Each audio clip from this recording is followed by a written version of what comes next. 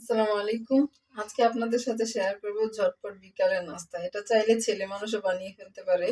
একদম ঘরে ব্রেড থাকলেই হলো, আর সস নিজের হাতের হোক বা দোকানের কেনা হোক।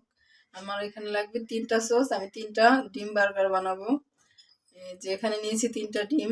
এখানে লাগবে ২ চিমটি লবণ, যেহেতু ২-৩টা ডিম, ৩টা ডিম এজন্য দিয়ে দিলাম একটু লবণ। টমেটো আছে এখানে হাফ। আজকে টমেটো কেচাপ কুচি করে নিয়েছি। এটা টমেটো নিয়েছি, অর্ধেক টমেটো আছে আজকে বাসায়, অর্ধেক টমেটোই দিলাম, না হয় একটারও আরও বেশি দিতাম।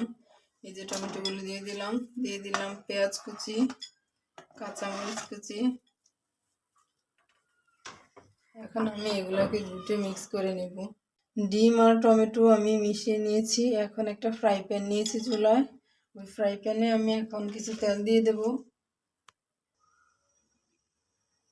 তেলটা গরম হয়ে গিয়েছে। এখন আমি এই ডিমটা, এখানে ৩টা ডিম আছে, আমি ৩বারে ভাজবো। একটু একটু করে দিব, নাড়া দিয়ে দিতে হবে।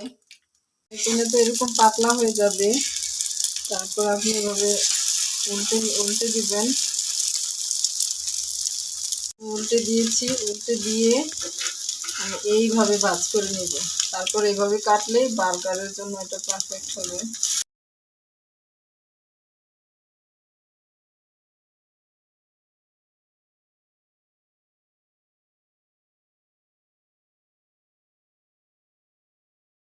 ব্রেডের পিসের উপরে আমি ডিমটা এভাবে কেটে বিছিয়ে দিয়েছি সবগুলোর উপরে। আপনারা চাইলে এটাকে ডিম বার্গার বলতে পারেন, ডিম স্যান্ডউইচ বলতে পারেন, স্যান্ডউইচও বলতে পারেন। এটা বাচ্চারা যদি খায় এভাবে, আমি এটার উপর মাঝে মধ্যে শসা কেটে দেই, আবার কখনো গাজর দেই। আমি ২-৩টার মধ্যে গাজর দিচ্ছি। ২টার মধ্যে গাজর দিয়ে দিলাম, আর ২টা রাখবো গাজর ছাড়া, কারণ আমার বাচ্চা গাজর দিয়ে খায় না, বড় মানুষ গাজর দিয়ে খায় বা শসা দিয়ে খায়।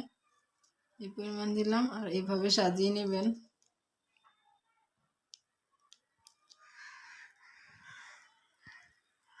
সসের প্যাকেটটা ছোট করে এক কোনায় কাটলে ভালো, তাহলে ছোট ছোট করে পরে, বা বাসায় থাকলেও আপনারা এভাবে সাজিয়ে নিতে পারেন।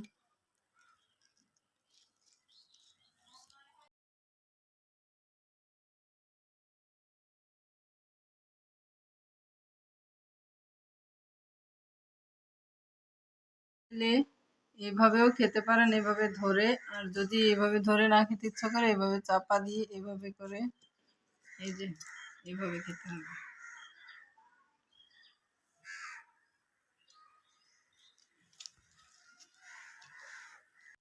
আলহামদুলিল্লাহ, আমার বার্গার বা স্যান্ডউইচ রেডি হয়ে গিয়েছে। এখন আমার বাচ্চারা এটা খাবে। আমার বাচ্চারা এটা খুব মজা করে খায়। আশা করি আপনাদের কাছে অনেক ভালো লাগবে। দোকানের স্যান্ডউইচের চাইতে আরও বেশি পারফেক্ট। এটা খুব সহজে বানিয়ে ফেলুন বাসায়। বানানোর পর খেয়ে অবশ্যই চ্যানেলটা সাবস্ক্রাইব করে নেবেন, লাইক কমেন্ট শেয়ার করে দিবেন। আজ এ পর্যন্তই। আসসালামু আলাইকুম।